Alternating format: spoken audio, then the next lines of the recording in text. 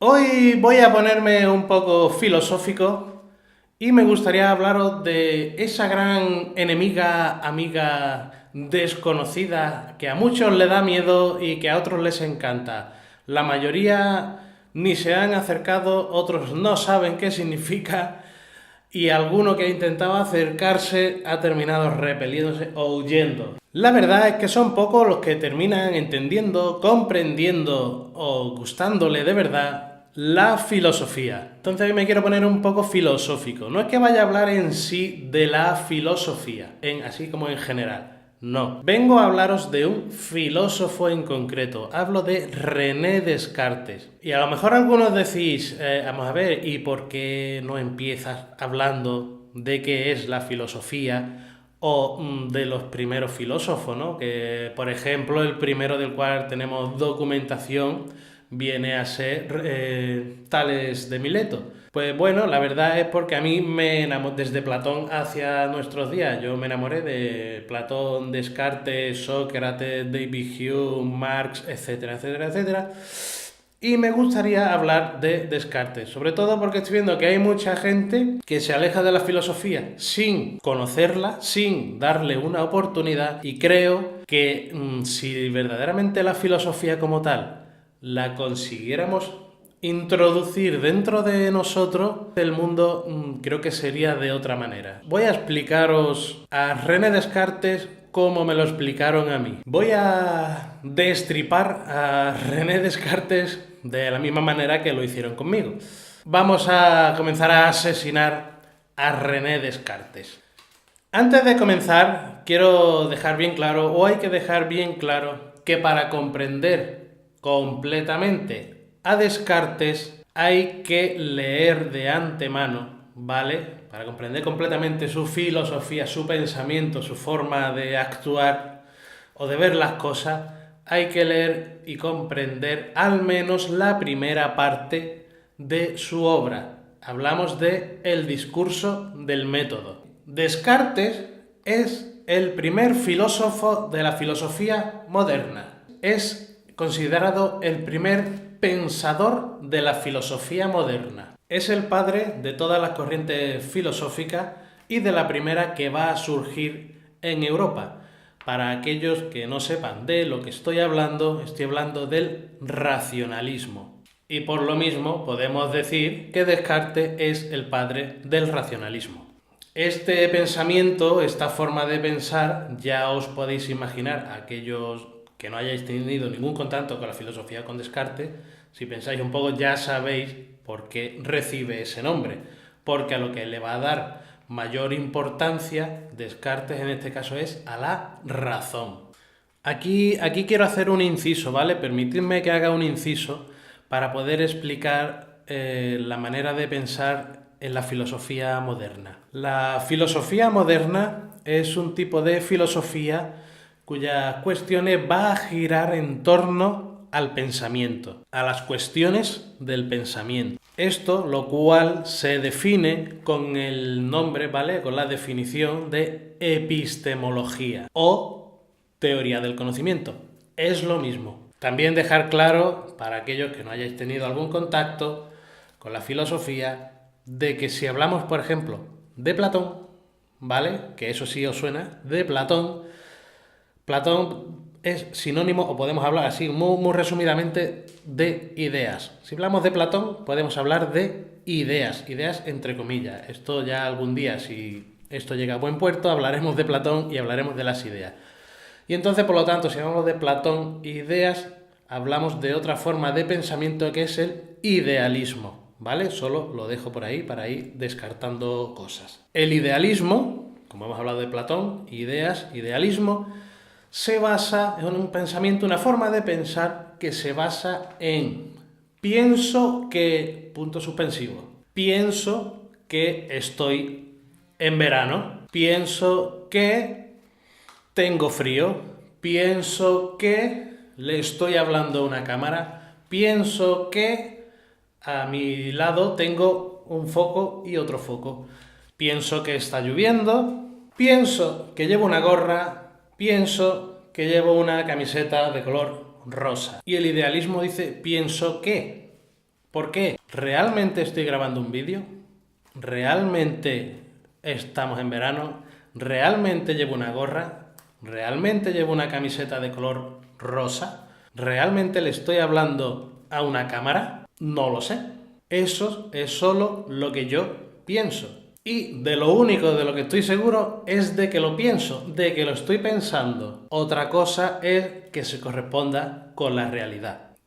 Esta forma de trabajar de la filosofía, este camino de pensamiento, esta forma, ¿no? Este idealismo, va en contra del sentido común. Pero esto nos hace volver al término, a la definición que habíamos visto hace un momentito de la epistemología o teoría del conocimiento.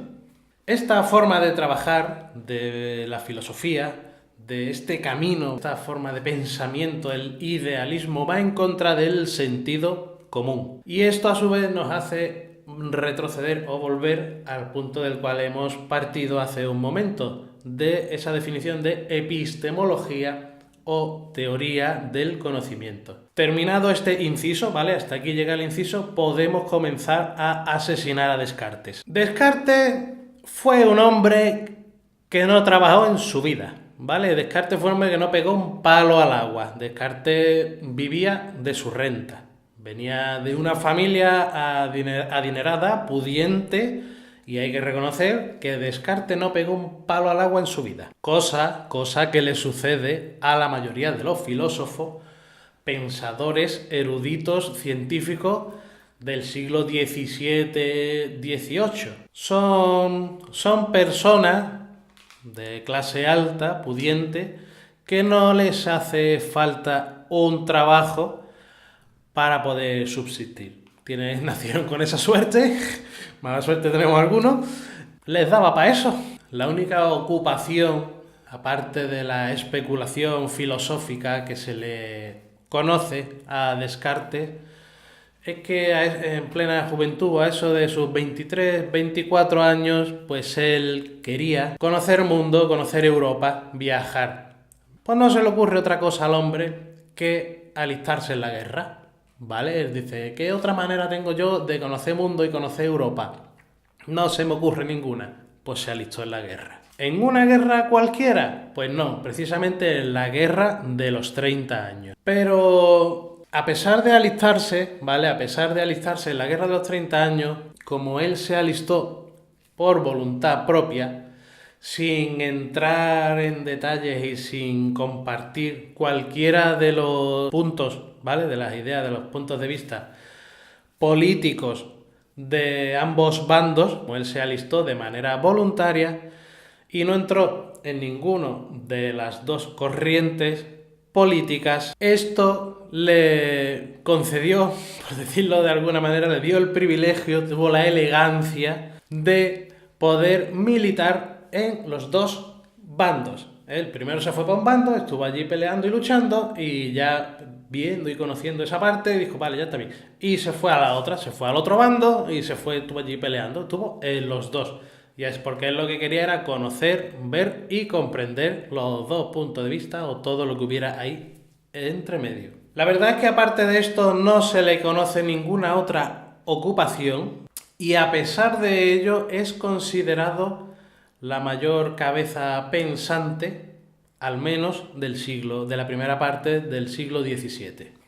Cuando pasa el tiempo, Descartes, ya más o menos rondando la edad de los 50 años, la reina Cristina de Suecia, a ella le apeteció rodearse y regocijarse de los mayores pensadores, eruditos, científicos, de las mayores mentes del momento, atraerlas a su palacio. Y por lo tanto llama a René Descartes como primer pensador, ¿vale? Como cabeza pensante más importante del momento, pues lo llama y le dice, René, vente para acá conmigo a mi palacio que vamos a hablar tú y yo. Y pues ¿qué va a hacer Descartes? El hombre pues no le quedaba mucha más opción, entonces aceptó. Una vez que ya está allí, ya se ha acomodado en el palacio en sus aposentos, René Descartes tenía un problema, tenía una mala costumbre, una costumbre muy fea, horrorosa, que era que a él le gustaba levantarse muy tarde, a altas horas del día. pero tenía un motivo. Él lo hacía porque se quedaba regocijándose en su cama, pensando y dándole vueltas a su sistema filosófico, a su forma de ver las cosas. Pues resulta que a la reina Cristina de Suecia le gustaba tanto esta mente, esta forma de pensar, las cosas que decía y cómo veía las cosas, que ella quería aprender. Y entonces hacía levantarse a Descartes a eso de las 5 o las 6 de la mañana, todo un logro para él. Ambos bajaban la biblioteca. René Descartes le impartía clases de filosofía y de pensamiento a la reina Cristina de Suecia. ¿Qué pasa cuando digo biblioteca? Pues que no es la biblioteca o las bibliotecas que conocemos hoy en día. No están adaptadas de la misma manera. Como podéis imaginar, el pobre Descartes a sus 53 años pues no pudo aguantar mucho más, aguantó unos 6 meses. Pero no es que se cansara y se fuera, es que se murió. El hombre cogió una pulmonía que se lo llevó y se nos fue. A la edad de unos 53, 54 años más o menos, por ahí anda la cosa. Cristina, eso no se hace. ¿Tú te crees que tú puedes levantar a un filósofo a las 5, a las 6 de la mañana, cuando ese hombre se levantaba a las 12, a la 1 y a las 2?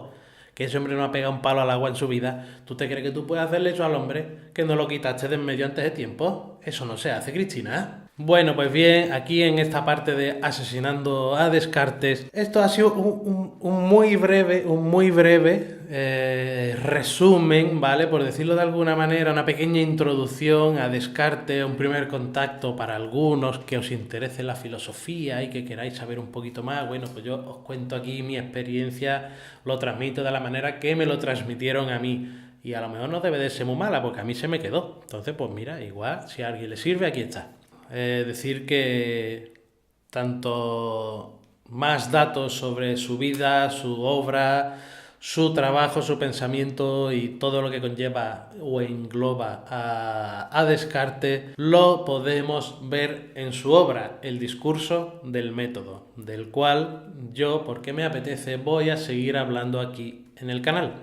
Así que os espero a que veáis esta sección, ¿vale? Asesinando a Descartes.